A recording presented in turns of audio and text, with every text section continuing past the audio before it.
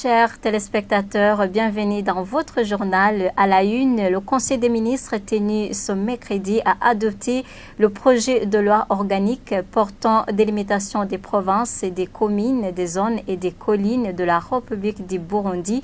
Et vous aurez la réaction de l'ex-candidat indépendant Francis Rohero.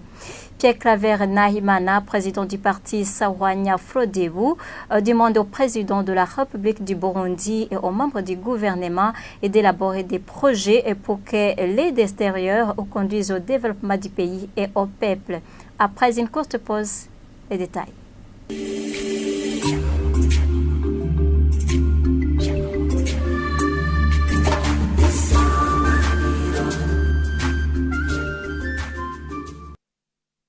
Encore une fois de plus, dans ce journal, page politique, le Conseil des ministres tenu ce mercredi a adopté le projet de loi organique portant délimitation des provinces, des communes, des zones et des collines de la République du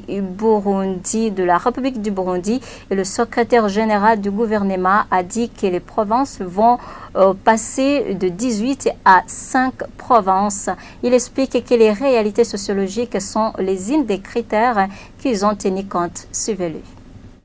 En vue de procéder à un regroupage réaliste, il a été pris en compte, entre autres, les critères suivants: la proximité géographique et les réalités sociologiques, les spécificités, les potentialités des structures déconcentrées et décentralisées, la viabilité économique et financière des communes, les barrières naturelles et la dimension démographique, la complémentarité et le développement équilibré des entités administratives décentralisées, les expériences du passé en matière d'évolution de l'organisation administrative du Burundi, les expériences du passé en matière d'évolution de l'organisation administrative du Burundi, la disponibilité des infrastructures socio-économiques de la commune et l'accessibilité des services de proximité.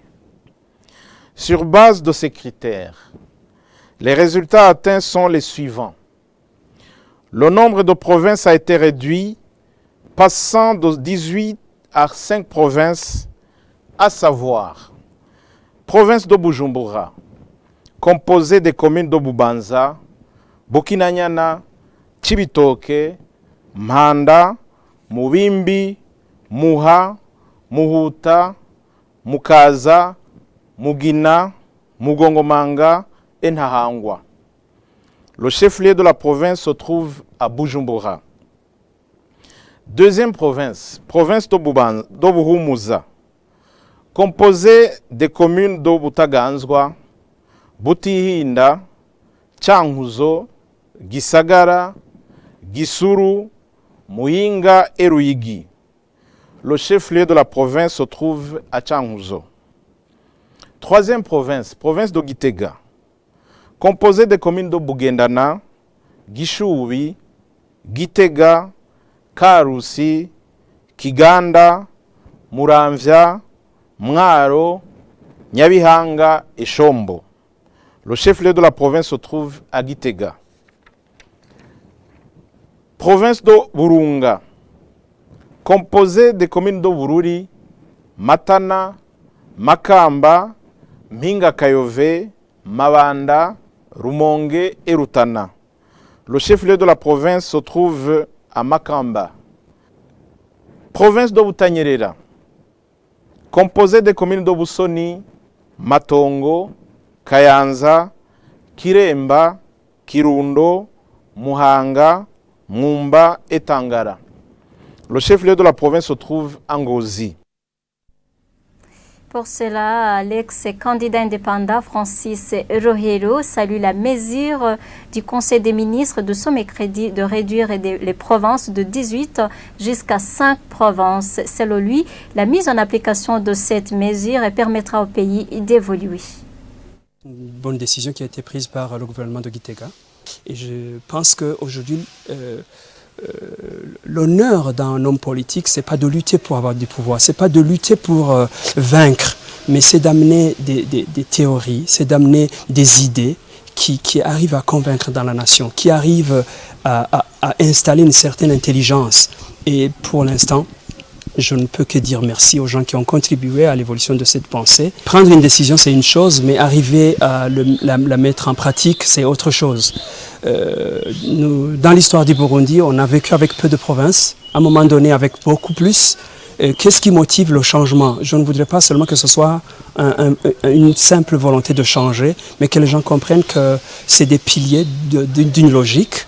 Le peuple burundais, avec une densité aujourd'hui qui arrive à presque 500 habitants au kilomètre carré, on ne pourra pas continuer à vivre comme ça sur toutes les collines où chacun veut sa parcelle, mais il faut qu'on arrive à créer des grands groupes d'exploitation économique, agricole et pastorale, et que les gens comprennent que le moment du changement, c'est la capacité d'investir. Ce n'est pas une propagande pour dire aux gens, on vous donne du travail, mais c'est d'appliquer sérieusement ces programmes et de montrer aux gens que la réalité économique est possible économiquement, qu'on arrive à quitter la propagande ordinaire. Qu'ils comprennent qu'ils sont conscients de ce qu'ils viennent de faire comme décision et qu'ils investissent réellement dans l'activité et non pas seulement dans les mots.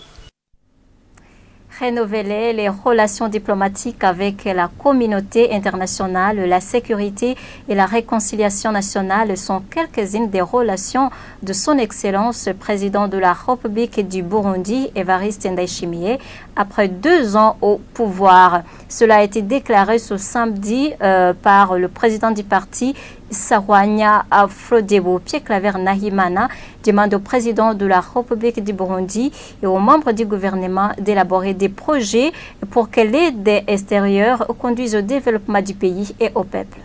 Depuis cette époque, les choses ont changé. On l'a constaté, depuis qu'il est au pouvoir, il s'est investi pour rétablir des relations normales avec l'Union européenne, avec les États-Unis, avec l'ONU. Constaté aussi avec toutes les activités diplomatiques qui ont eu lieu entre le Burundi et toute la région. Nous voulons qu'effectivement les retombées de ces visites, de ces bonnes relations, puissent être vues dans le bien-être de la population burundaise. Nous pensons qu'au-delà de ces bonnes relations qui sont rétablies, il y a le fait qu'il n'y a pas les retombées financières au niveau des aides financières qu'on devrait s'attendre, au niveau des crédits financiers qu'on devrait s'attendre de ces bonnes relations. Parce que, effectivement, du côté du Burundi, il y a un autre programme peut-être qui n'est pas bien appliqué et qui est aussi un préalable pour cela. C'est le problème des droits de l'homme. Donc, s'il y a des failles dans ce domaine-là, on sait très bien que les aides, les appuis financiers ne vont pas venir. On voit que pendant ces 2 années qu'il vient de passer au pouvoir, la sécurité a été rétablie sur le territoire national.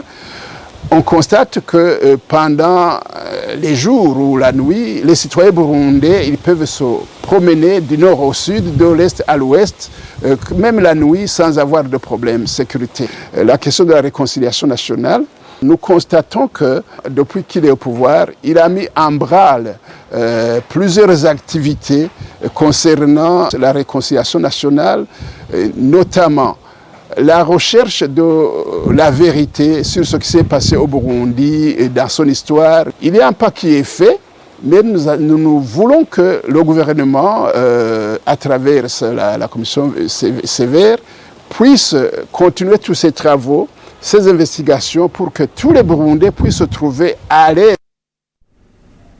Il existe des pratiques néfastes traditionnelles au droit de l'enfant au Burundi.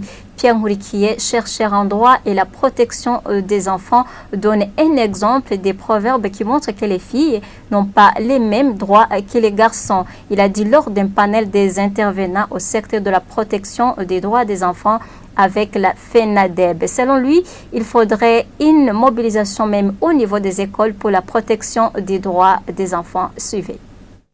Au Burundi, nous avons, je dirais, nos propres formes de pratiques préjudiciables à l'enfant, des pratiques traditionnelles. Et j'ai cité à travers les proverbes, notamment, j'ai donné des proverbes qui montrent que l'enfant, le garçon, n'a pas les mêmes droits que la fille. J'ai montré à travers ces proverbes, à travers les croyances populaires, traditionnelles, que les violences faites à la fille était tolérée. Et cela, ça se remarque dans ses croyances et dans ses proverbes.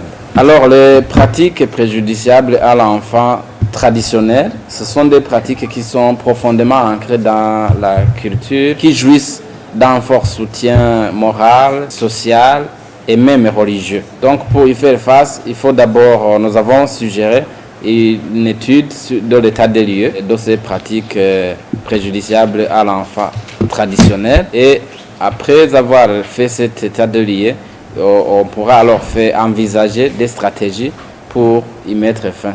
Il s'agit des changements de comportement, des changements sociaux qui ont aussi des stratégies qui peuvent être appliquées. Pour les pratiques émergentes, nous avons aussi suggéré qu'il y ait une étude pour pouvoir inventorier toutes ces pratiques et faire un plaidoirie en vue de mobiliser les moyens pour pouvoir y mettre fin. Le personnel insuffisant et la non-accréditation des laboratoires du Bureau burundais de normalisation BBN sont certains défis qui entravent son fonctionnement. Et dans une conférence de presse tenue ce vendredi, le directeur général de cet organe, Séverin Sindayikengera, a annoncé que ces défis impactent négativement le contrôle de la qualité au Burundi. Suivez-le. Le BBN a une soixantaine de travailleurs. Et parmi ces travailleurs, presque la moitié, c'est du personnel d'appui. Et là, ça handicape notre mission de management de la qualité.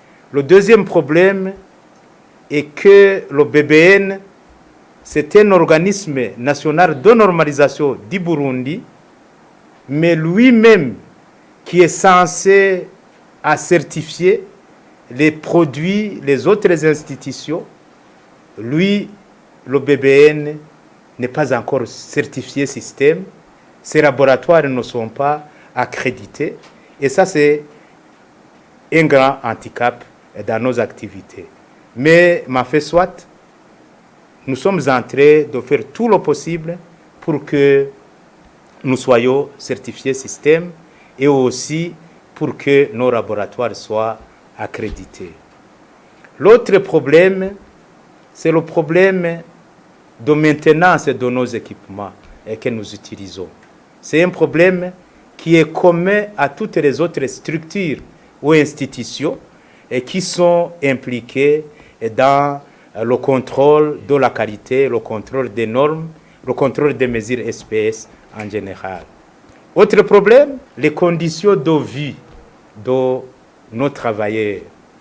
Nos travailleurs sont mal payés et ceci handicape beaucoup les activités puisque les activités de contrôle de la qualité demandent un certain retenu face aux partenaires qui souvent sont impliqués dans des activités de corruption.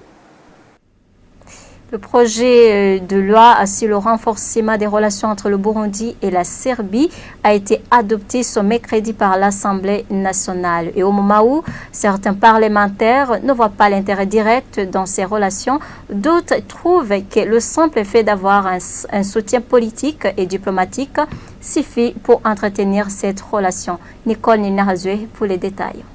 Durant l'analyse du projet de loi portant ratification sur les relations entre le Burundi et la Serbie ce mercredi, une partie des parlementaires ne voit pas l'intérêt économique pour le Burundi dans ces relations.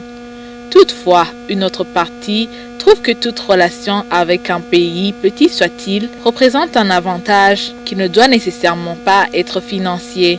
Lors de ces échanges, certains élus du peuple ont exprimé leurs inquiétudes sur les motivations qui poussent les Burundais à se rendre en Serbie. Pour eux, l'État doit faire un suivi pour vérifier si les activités qu'ils mènent sont conformes aux coutumes et mœurs du Burundi. Le ministre en charge des Affaires étrangères, Albert Shingiro, a répondu qu'il est difficile de les suivre de près car la loi burundaise ne s'applique que sur ceux qui se trouvent sur le sol burundais. Après ces échanges, ce projet de loi a été adopté par l'Assemblée nationale à l'unanimité. Eh bien, chers téléspectateurs, c'est par ici que nous mettons un point final de ce journal. Merci de l'avoir suivi et bonne suite des programmes de la télévision Sanganijo.